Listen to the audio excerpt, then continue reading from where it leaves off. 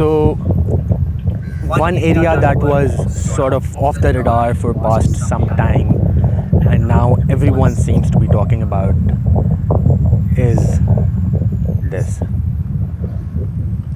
Dubai Maritime City.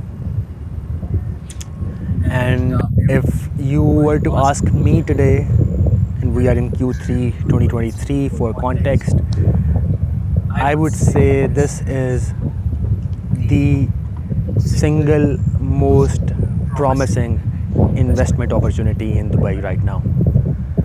And I'm gonna go on to discuss the reasons for that. But let me just first give you an idea of the location in terms of where we are. So that's Dubai downtown skyline. You're able to see Burj Khalifa if the camera can catch it. So we are roughly 16-17 minutes drive away from downtown. Is sort of north of downtown. 16-17 minutes away from Burj Khalifa, 15ish minutes away from DXB airport, 16-17 minutes away from Dubai Creek and so basically as close as you can be to the sea, staying as near to Dubai downtown as possible. Now moving on to some specific reasons as to why I am so bullish on this area. Well, the number one reason is right in front of you, the views. Dubai simply loves its blue, and anything that offers a seafront living opportunity has an exceptional demand in the market. Do we have a proof of performance? Yes, we do. We have seen in the past how Emaar beachfront has behaved. Prices there are now touching somewhere around 4,000 dirhams per square foot. We have seen how the demand and the capital appreciation that has been seen in Dubai Creek Harbour, the island, any project that has been launched with the waterfront feature has been received really well by the market. But if you were to ask me to draw one true parallel of Dubai Maritime City with another community, I think that other community would be Blue Waters Island. Why am I comparing it to Blue Waters? That is the closest parallel I think. Because Blue Waters also has a similar water feature when it comes to uninterrupted sea-facing residential units. And this is what we are going to see here as well. Slightly better actually.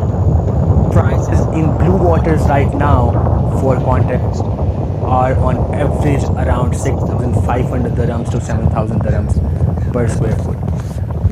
Prices in Emaar beachfront, which is sort of a different dynamic, but still somewhat sea-facing waterfront residential living.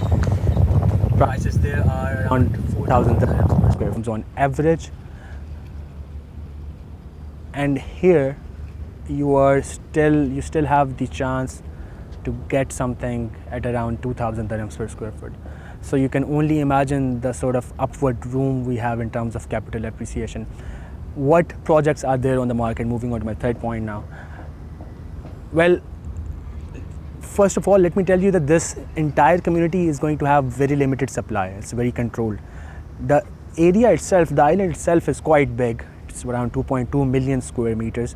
But a major part of it is the industrial precinct that you see over there. The residential part is only going to feature 14 buildings in total. There are only so many plots here. And all of them are going to be on the strip, on the same strip that where we are right now. One building is already there. If you can see, that is Anwa by Omniath. They completed it last year.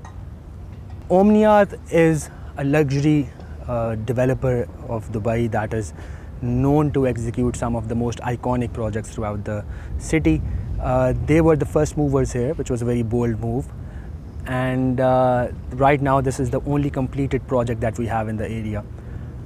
Earlier this year, we had Dear launch a project as well in April, I believe, Mar Casa.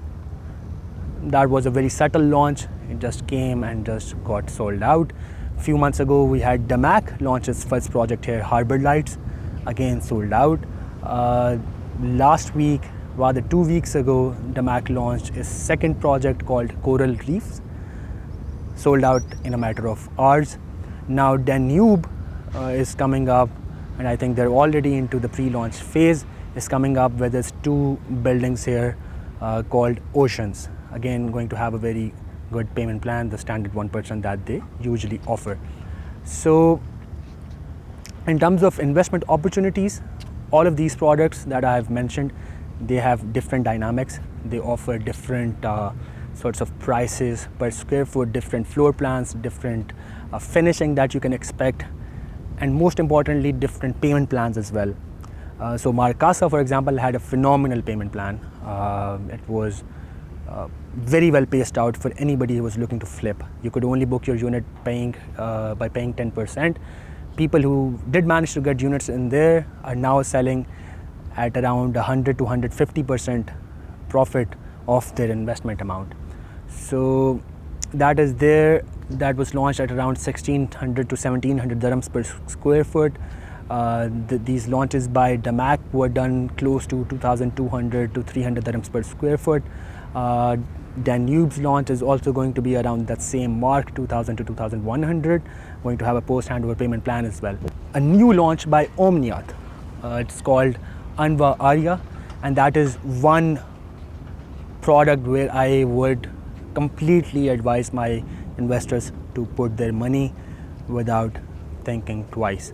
The reason for that is Omniath comes with unmatchable luxury standards, and for a community of this sort, I think that is the standard that eventually end users will be looking to get.